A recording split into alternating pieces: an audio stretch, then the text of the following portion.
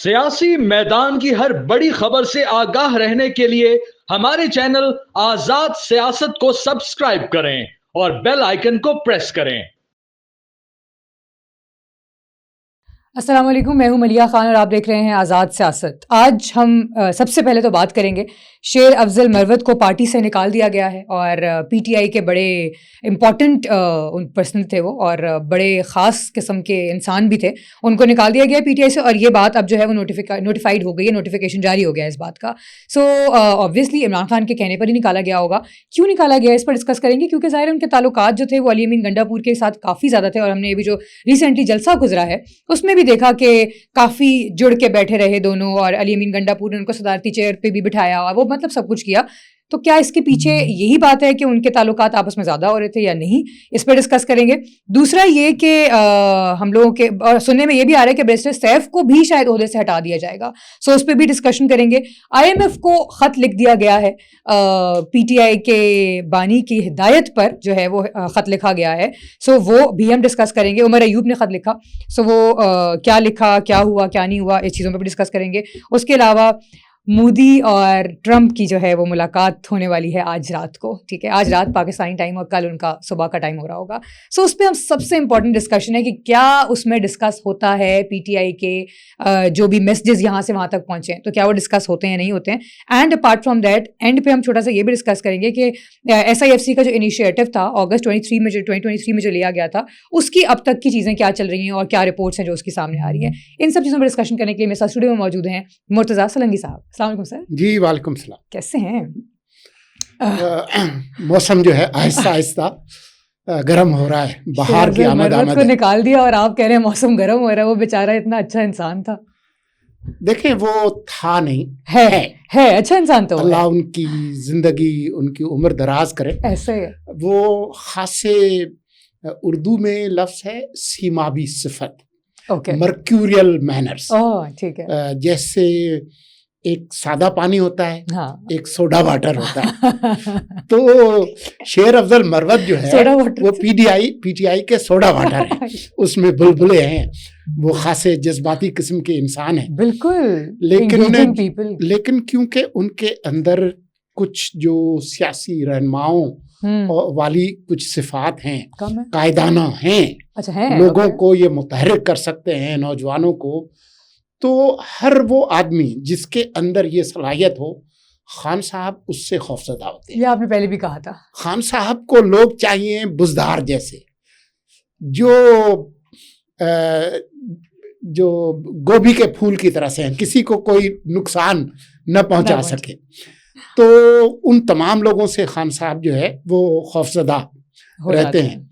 लेकिन अब ये क्योंकि ये गंडापुर के भी करीब थे और हैं, आपने देखा कि किस तरीके से गंडापुर ने सवाबी के जलसे में उनके हाथ पकड़ के तो उन्होंने अपने आप को ब्रैकेट किया उस ग्रुप के साथ जो बुशरा बेगम को पसंद नहीं है। तो इस वजह से जो है वो उन पर नजला गिरना लाजमी था। सिर्फ मरवत साहब नहीं गए, बल्कि आपने अपने इब्तिदाई में जिक्र किया कि शायद बैरिस्टर सैफ भी जाए। वो कंफर्मेशन तो नहीं आई वैसे, लेकिन वो है, लेकिन उससे ज्यादा अहम जो है वो शेख वकास अकरम है। वो भी गंडापुर ग्रुप के साथ हैं। तो ये हो नहीं सकता कि शेर अफजल मरवत पर नजला गिरे और शेख वकास अकरम बच जाए।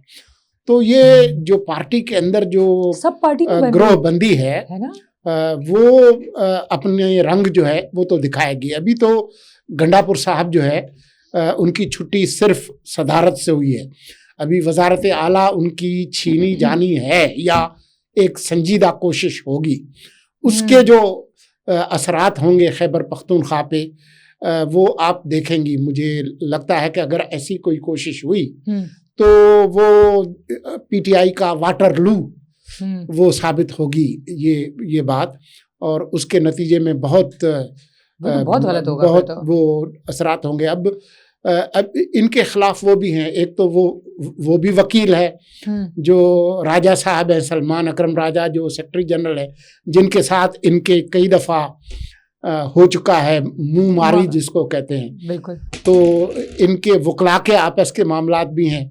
लेकिन सलमान अकरम राजा जो है वो प्रोफेसर साहब जो है वो दानिश्वर ज़्यादा हैं, वो कोई अवामी सियासतदान नहीं है। आपको पता है कि वो जब 24 नवंबर को यहाँ पर हो रहा था तो वो तो अपनी गाड़ी में अकेले फिर रहे थे और फलां जगह गए तो फलां जगह गए, तो वो तो अकेले फिरने वाले लोग हैं।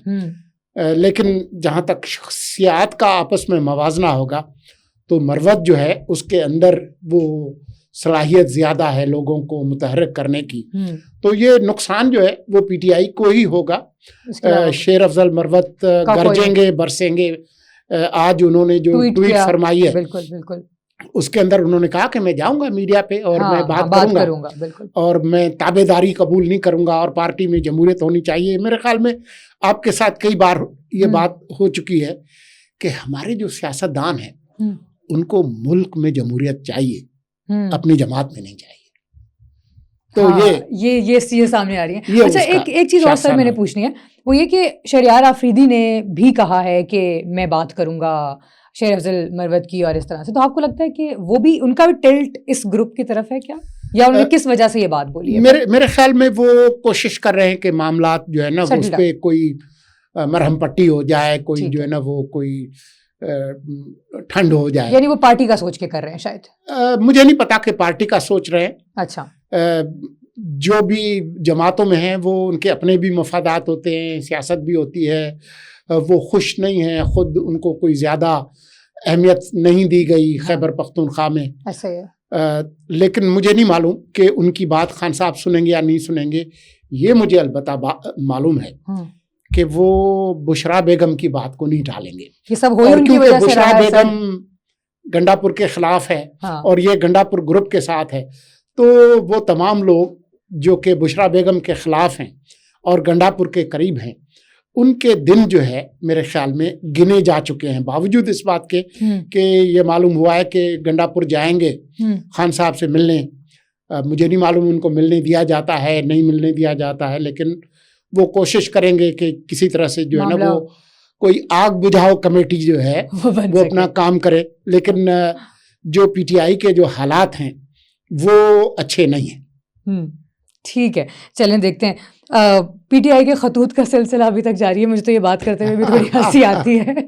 आईएमएफ को भी मैं एक और खत लिखूंगा। खान साहब उधर आर्मी चीफ को खत लिखेंगे, ये आईएमएफ को खत लिखेंगे या खत भेजा है, उमर अयूब लेकर गए हैं। बिल्कुल। लेकिन इसमें जो पीटीआई की जो मुनाफिकत है वो खुलकर सामने आती है। पार्लियामान के अंदर इनके जो लोग थे उन्होंने कहा कि जी आपने चीफ जस्टिस से क्यों मिलने दिया, ये चीफ जस्टिस से मिलने का क्या काम है, हम एक खुद मुख्तार हैं, मुल्क हैं, हम कोई गुलाम हैं। हाँ जी, याद है ना ये जुमला, हम कोई गुलाम हैं। तो बज़ाहिर पीटीआई पार्लियामान के अंदर इस तरह से एक मौक़िफ़ लेना चाहती है कि जैसे कि आपने ये कौमी वक़ार के ख़िलाफ़ एक हरकत की है, इनको इजाज़त दे के कि वो चीफ जस्टिस से मिले। लेकिन साथ में आपने उनको चिट्ठी और डोजियर भी भिजवाया कि अल्लाह का वास्ता है आप जो है वो इनके जो आईएमएफ का जो प्रोग्राम है इसको रोकें, मुल्क जो है वो दिवालिया हो, ताकि जो है वो गलियां हों मन सुनिया विच मिर्जा यार फिरे। वही वाली बात है ना जो पहले भी ये कर चुके हैं। आपको याद होगा कि जब इनकी हुकूमत चली गई बिल्कुल, और पंजाब और खैबर पख्तूनख्वा में इनकी हुकूमत अभी बरकरार थी, तो शौकत तरीन साहब जो उनके साबिक वजीर ख़जाना थे खान साहब के, उनकी फ़ोन पर जो गुफ्तगू है वो पकड़ी गई। मोहसिन लगारी जो कि पंजाब के वजीर ख़जाना थे पीटीआई के, और तैमूर झगड़ा जो कि खैबर पख्तूनख्वा के जो वजीर ख़जाना थे, उनसे खान साहब ने कहलवाया कि आईएमएफ से कहें कि जो हमने अपने हिस्से की सरप्लस देनी थी आईएमएफ के लिए वो हम नहीं देंगे, ताकि आईएमएफ का जो मुज़ाकरात हैं उस वक्त जो पीडीएम हुकूमत थी वो नाकाम हो जाए और पाकिस्तान डूब जाए। जिस पर मोहसिन लगारी ने कहा था कि ये जो आप मशवरा दे रहे हैं इससे मुल्क को नुकसान तो नहीं होगा। उस पर शौकत तरीन ने कहना था यार मुल्क की आप परवाह करते हैं, खान साहब के साथ इतनी ज्यादती हो रही है और आप इसकी परवाह कर रहे हैं, आप जरूर ये करें। मुझे नहीं पता कि वो मोहसिन नगारी ने फिर वो खत ये लिखा या नहीं लिखा, लेकिन तैमूर झगड़ा ने कहा कि जी मैं तो हर वक्त IMF वालों के साथ राब्ते में हूँ और उनकी जो खातून है उनके साथ मेरा बड़ा अच्छा ताल्लुक है और मैं उनसे कहूँगा कि आप IMF का प्रोग्राम ना करें। तो ये पहली बार नहीं है कि इस तरह से करें। आपको पता है कि वाशिंगटन में IMF के दफ्तर के सामने इन्होंने जो है वो मुजाहरे किए कि जी ये प्रोग्राम ना करें, और 9 मई को इन्होंने ये वाकया किया। उससे एक रात पहले खान साहब ने खुद जूम मीटिंग में अमेरिकी जो खातून कांग्रेस वुमन थी उनसे क्या कहा कि ये आपकी बड़ी अच्छी जो है वो शोहरत है और आपका असर रसूख है, आप दबाव डालें, अमेरिका दबाव डाले पाकिस्तान पे जो हमारे खिलाफ जो हरकतें हो रही हैं। तो ये इनकी जो मुनाफिकत है वो तो खुलकर सामने आती है। पार्लियामेंट के अंदर इन्होंने कहा कि जी ये जो तनख्वाहें जो आप दे रहे हैं, इनको तनख्वाहें जो बढ़ा रहे हैं पार्लियामेंटेरियंस की, ये बढ़नी चाहिए तनख्वाहें, क्योंकि ये जो आपको पता है ना। और टैक्स शोज में बैठकर कहते हैं नहीं नहीं ये तो जी वो गलत बात है। तो इनकी जो मतलब इसको अंग्रेजी में कहते हैं स्पीकिंग विद अ फोर्क टंग।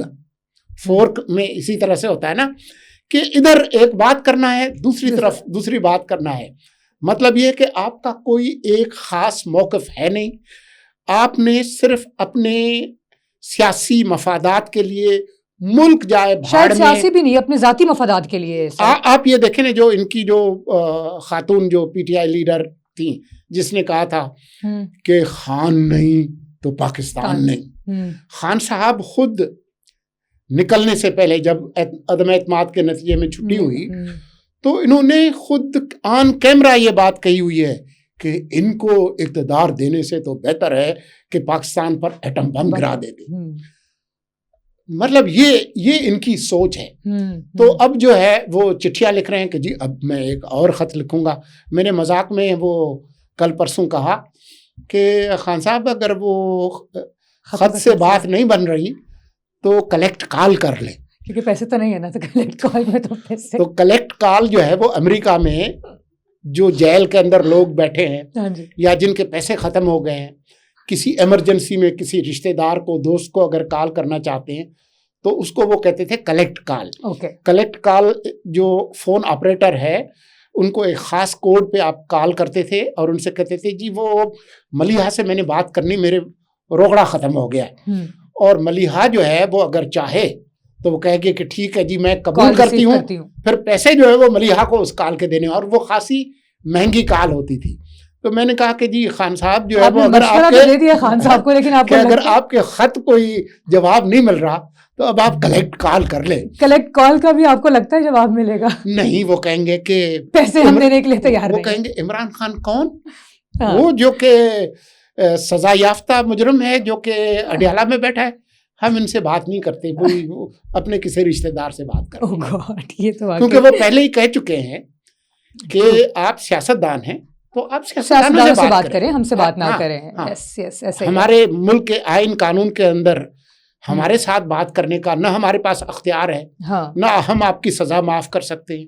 वो उसके लिए आप अदालत जाएं। सियासी कोई डील करनी है तो आप सियासतदानों के साथ बात करें। बिल्कुल। जस्टिस सरफराज डोगर को जो है वो एक्टिंग चीफ जस्टिस बना दिया गया फाइनली, लेकिन ओथ नहीं हुआ अभी, ओथ टेकिंग नहीं हुई। वो कल होगी क्योंकि वो टर्की का सदर अर्दवान आए हुए हैं। तो जाहिर है सदर साहब भी मसरूफ हैं। कल रात सदर साहब वज़ीर आज़म दोनों उनका इस्तकबाल करने नूर खान एयरबेस पे गए थे, तो खासा मसरूफ दिन है। तो जाहिर है ऐवान सदर भी बिजी है और वज़ीर आज़म हाउस भी बिजी है, तो इस वजह से मेरे ख्याल में ये सुप्रीम कोर्ट के जजेस के भी जो हल्फ बर्दारी है वो भी कल ही है। लेकिन सर मुझे ये बताइएगा, ये अभी तो फिलहाल इनको सिर्फ एक्टिंग वो बनाया गया है, सिर्फ आर्जी तौर पे बनाया गया है, लेकिन मुस्तकिल तौर पे बन जाएंगे आपको लगता है? ये मुझे नहीं मालूम, ये तो फैसला जुडिशल कमीशन ने करना है। ठीक है, लगता क्या है आपको वैसे? मैं देखें, मैं इस पे कोई ज्यादा पेशगोई नहीं करना चाहूंगा। ये हो भी सकता है, नहीं भी हो सकता है, क्योंकि एक आईनी इदारा है जुडिशल कमीशन ऑफ पाकिस्तान, जिसके अंदर अपोजिशन की नुमाइंदगी भी है। वो अलग बात है कि वो वहां से भाग जाते हैं अक्सर, पीटीआई की नुमाइंदगी है बाकायदा जुडिशल कमीशन ऑफ पाकिस्तान में, तो उनको अपना वोट का अख्तियार होना चाहिए। और लास्ट मिनट में कुछ भी हो सकता है, क्योंकि मेरे ख्याल में 3 नाम जाएंगे, हाँ। उनमें से किसी एक को करना है। तो जो भी होगा ये एक आईनी प्रोसेस है, उस पर मैं सवालिया निशानी डालना चाहता, मैं पेशगोई करके प्रेजुडिस भी नहीं करना चाहता। हाँ। तो मैं समझता हूँ कि जो आईनी जो प्रोसेस है वो अपना एक चक्कर जो है वो मुकम्मल हो, और जो भी हो उसने वो पाकिस्तान की एक हाई कोर्ट के चीफ जस्टिस होंगे, चाहे डोगर साहब हों चाहे कोई और हों, हमें उसका एहतराम करना चाहिए। लेकिन जो बुनियादी बात है वो ये है कि सिस्टम अपने आप को मुस्तहकम कर रहा है। वो तमाम जो उम्मीदें थी जी फलां जज साहब आएंगे वो हमें बाहर निकाल देंगे, और जी वो अभी तो जी तैयारी करें जी अडियाला से दरवाज़ा खुलने वाला है वो आने, और नहीं होने लगा। अडियाला से दरवाजे की बात भी मैं करूंगी आपसे एंड पे, लेकिन उससे पहले एक छोटी सी चीज़ डिस्कस करना चाहूँगी, वो ये कि SIFC का जो इनिशिएटिव उन्होंने जो लिया था अगस्त में, मेरा ख्याल है गालिबन 2023 में था, उस वक्त मैं वजीर था। अच्छा, जबरदस्त। तो उस वक्त क्या सामने की बात है। अच्छा, तो उसके अभी तक क्या आपको लग रहा है? मेरे ख्याल में अगर मैं मुख्तसर बताऊं, वैसे तो हमें इस पे कोई अलग से प्रोग्राम करना चाहिए, ठीक है, लेकिन उसके नतीजे में हुआ ये था कि जो जमीन है पाकिस्तानी कानून के मुताबिक सूबों की मिल्कियत है, ठीक है, जो आखिरी जो मिल्कियत है वो सूबों की है। तो उन्होंने एक तरह से लीज किया है इस इदारे को। अच्छा, सही है। जिसके नतीजे में जो मॉडर्न जो कारपोरेट फार्मिंग है उसके तहत फार्मिंग हो रही है, ठीक है, और बहुत उसके बेनिफिट्स भी सामने आए हैं। मॉडर्न फार्मिंग है, सीड कारपोरेशन है, दूसरे जो मुल्क हैं उनके साथ सऊदी अरब और कुछ जो ममालिक हैं उनके साथ भी इस पे एग्रीमेंट हो रहे हैं। तो ये नहीं है कि वो सूबों से कोई छीन के लेके जा रहा है, वो मिल्कियत सूबों को ही होंगी, लेकिन जो ज़राई पैदावार है उसको जदीद खतूत पर करना, जिसके नतीजे में हमारी पैदावार बढ़ेगी, हम कुछ एक्सपोर्ट करेंगे, मुल्क के लिए बेहतरी है, जाहिर सी बात है। तो उस हवाले से मेरे ख्याल में ये एक अच्छा इनिशिएटिव है जो कामयाबी के साथ आगे चल रहा है। इसमें और जिद्दत की ज़रूरत है, इसमें लैंड मैनेजमेंट सिस्टम है, बहुत सारी चीज़ें जिस पर हम किसी वक्त तफसील से गुफ्तगू किसी और दिन बिल्कुल जरूर करेंगे, क्योंकि ये एक बड़ा इम्पोर्टेंट वो है। नॉर्मली पाकिस्तान में इस तरह की चीज़ों को, मतलब ज़रूरी चीज़ों को तो देखा भी नहीं जाता ना, उनका तो ख्याल भी नहीं किया जाता हमारे मुल्क में। ट्रंप और मोदी को भूल गई। हाँ, बट नहीं, ट्रंप और मोदी मुझे बिल्कुल याद है, मैं उसकी तरफ आने लगी थी। वही तो हमारा आखिरी सवाल है मेरा आपसे कि ट्रंप और मोदी की आज रात, मतलब हमारी रात, मेरे ख्याल में जो आज की जो हमारी जो गुफ्तगू जब पब्लिश होगी, ऑनलाइन जाएगी, तो उस वक्त मेरा ख्याल में वो उधर जा रहे होंगे व्हाइट हाउस। हाँ, मुलाकात का सिलसिला कुछ हो रहा होगा। पाकिस्तानी वक्त के मुताबिक सुबह 3:10 पर, ठीक है, कल सुबह, हाँ, ये उनकी एक प्रेस कॉन्फ्रेंस है जिसके बारे में हम कई दफ़ा ये कहते रहे हैं, लेकिन वो सवाल जिसका पाकिस्तानियों को और ख़ास तौर पर PTI वालों को बहुत इश्तियाक है, उसके कतई नज़र मैं आपको ये बताऊं कि ये बुनियादी तौर पर 2 तरफ़ा एक मुलाकात है।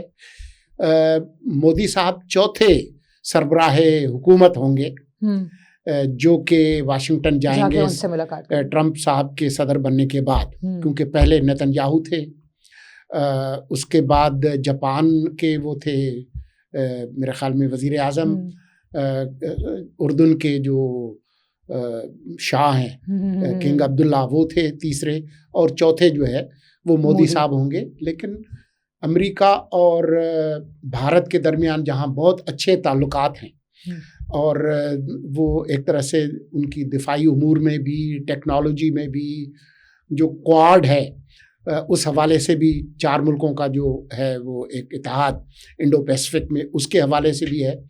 लेकिन जो एक तरह से जो अंग्रेजी में कहते हैं ना थॉर्नी इश्यूज दोनों के दरमियान, बिल्कुल, वो एक तो इमिग्रेशन का है।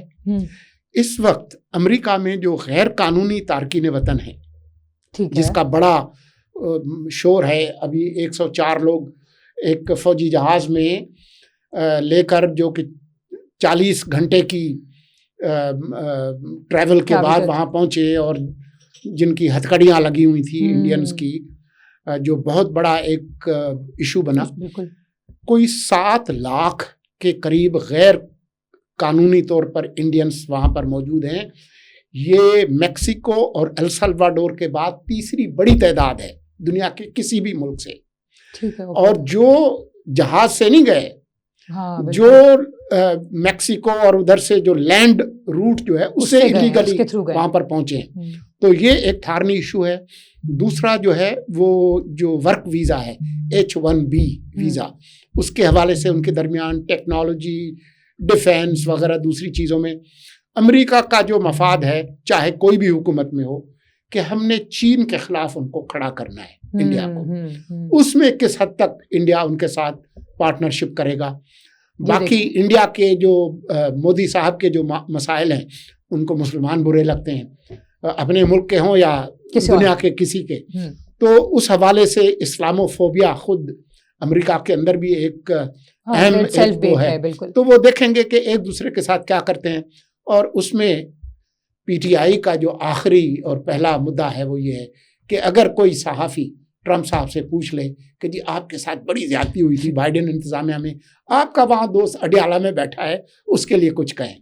अब देखें कि कोई कहता है नहीं करता, और अगर करता है तो ट्रंप साहब उसका जवाब देते हैं मोदी की मौजूदगी में कि नहीं देते हैं। इसके लिए अब आपको ज्यादा लंबे इंतजार की जरूरत नहीं होगी, सुबह उठेंगे तो चल रही होंगी खबरें, उसके बाद आपको पता चल जाएगा। Thank you so very much आपके वक्त का, और पॉडकास्ट का वक्त खत्म हुआ है, मुझे इजाजत दीजिए, अपना बहुत ख्याल रखिएगा, अल्लाह हाफिज।